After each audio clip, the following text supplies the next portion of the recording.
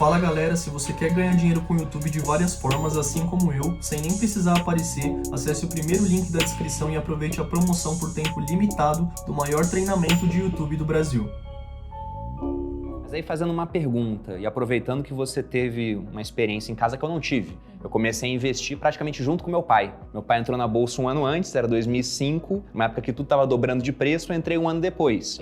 Então ele não tinha muito de história de investidor para me contar. E o seu pai investe há 50 anos, que você disse? 50 anos. Então ele pegou nos últimos 50 anos várias trocas de moeda aqui no Brasil, ele pegou um plano Collor, ele pegou disrupções políticas que aconteceram. 50 anos você volta no tempo, em 1970, a gente estava no governo militar. Ainda teve 15 anos de governo militar, depois veio uma eleição indireta, redemocratização, períodos diferentes, e quando ele entrou, se não me engano, era o Cruzeiro, mudou para Cruzeiro Novo, voltou Cruzeiro, Cruzado, trocou de moeda um montão de vezes. Mesmo assistindo tudo isso, teu pai nunca falou, nossa, eu acho que é melhor ter um pezinho fora do Brasil, porque pode ser que isso aqui dê errado? Nunca, cara. Impressionante. Porque assim, toda crise, a gente sempre acha que vai voltar pra era medieval, né? Puta, vai tudo acabar, é isso, tudo que a gente conhecia vai morrer. Quando, na verdade, os agentes econômicos olham aquilo e se desenvolvem, arrumam soluções para os seus problemas. Tem sido assim que a humanidade é a humanidade. Então, eu acho que ele teve essa visão. Na época que ele começou, não era tão simples assim você investir fora, né? Isso, na verdade, tem melhorado nos últimos 10 anos. É muito recente. 5 anos, vamos dizer assim. A tecnologia permitiu isso, né? Os custos hoje permitem que as pessoas diversifiquem geograficamente, né? Então, a tecnologia, o acesso à informação facilitou muito isso. E na época, as informações eram muito restritas. Então, imagina, você tinha que picotar o seu dividendo e ir na empresa receber, senão você não recebia o dividendo. Não tinha essa mamata de cair na sua conta corrente, da B3 ser a contraparte central. A tecnologia, ela ajudou de uma maneira extraordinária aos mercados se desenvolverem também. Então, na época, era algo muito difícil de você diversificar geograficamente, né? Então, por isso que provavelmente ele acabou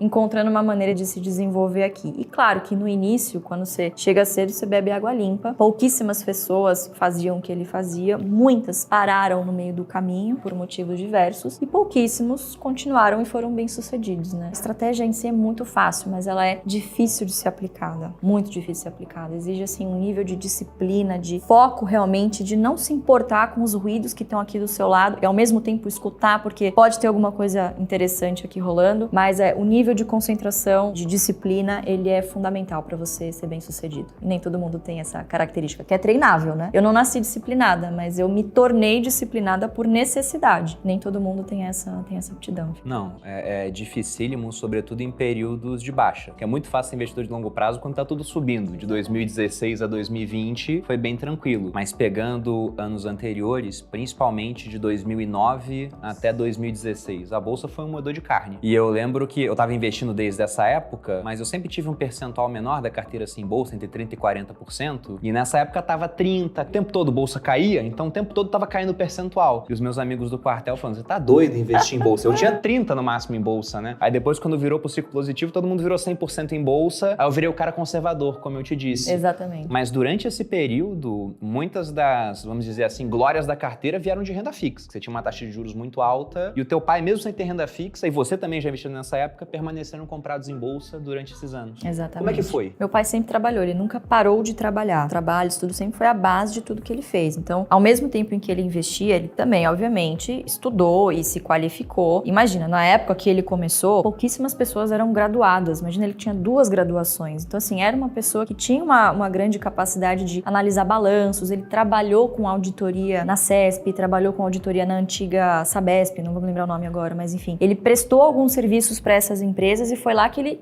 falou, por que eu tô aqui me descabelando pra descobrir o que vai cair, o que vai subir? Eu não tenho a menor noção do que vai acontecer. Cada dia uma notícia nova. Eu não tenho condições, eu assim, realmente admito, não tenho competência pra prever o futuro. Eu preciso descobrir um jeito de não amanhecer rico, no final da noite, no final da tarde, tá pobre de novo. Me recuso a voltar à pobreza, é o que ele sempre diz, né? Que ele começou na bolsa pra nunca mais voltar a ser pobre. Então ele começou a olhar ao redor nas empresas que ele auditava, o que acontecia? Bom, o governo delegava uma concessão às empresas, enfim, essas empresas tinham gestores competentes que eram pagos para pensar no bem-estar da empresa e o governo Dividendos, sem trabalho nenhum. Então ele falou, por que eu, como um pequeno dono, não tento fazer a mesma coisa? E aí ele fez um estudo que se chama Ações Garantem o Futuro, e ele fez esse estudo, uma outra empresa, acabou não dando certo, e chegou na CESP, que era uma empresa que pagava excelentes dividendos e estava extremamente descontada. O combo dividendo e preço, ele é fundamental. E aí ele foi comprando, foi acumulando. Em determinado momento, depois de 8 anos, ele começou a receber de dividendos o que ele recebia de salário e começou ficando cada vez mais fácil dele investir. Ele continuou uma vida muito simples, com conforto, mas muito simples. Então ele investia boa parte do que ele ganhava, nunca parou de trabalhar. Para você gerar a bola de neve, você precisa deixar nevar também, né? Sim. As pessoas querem gerar a bola de neve, mas não tem nada ali investido. Então isso exige tempo. A única variável na equação de valor futuro que é exponencial é o N, que é o tempo. Em 8 anos, trabalhando, estudando e seguindo a estratégia, ele já conseguia, que o pessoal chama de independência financeira. Se ele quisesse parar de trabalhar, ele poderia fazer. Mas, de novo, ele faz porque ele ama, ele gosta, continuou trabalhando. E nesses momentos, nesses períodos de crise, ele também continuava trabalhando, então recebia um salário ali e a bola de neve continuava gerando, né? Outra coisa que meu pai sempre me falou, engraçado isso, hoje ele é bilionário e ele sempre fala isso. Filha, você precisa ter a possibilidade de múltiplas fontes de renda. Você precisa. Quando eu era pobre, eu só pensava nisso. Pô, eu sou engraxate, mas eu também tô fazendo contabilidade. No futuro, eu vou poder fazer várias coisas. Tenho várias aptidões, eu posso ter várias profissões, eu nunca vou ficar desempregado. Então, ele também sempre procurou múltiplas fontes de renda. Fazia bico de auditor, ele trabalhava na época no pregão, ele começou na década de 70, trabalhar como operador, mantinha vários empregos ali, tinha que sustentar também 4 filhos, então assim, não era... São 4 filhos? 4 filhos, agora comigo 5, né? Mas na época eram 4 filhos pra sustentar. Você é a mais nova? É muita gente, sou a caçula, exatamente. E só quem foi pra essa linha de investimento, a trabalhar de frente com isso, é você? Sim, cada um acabou seguindo o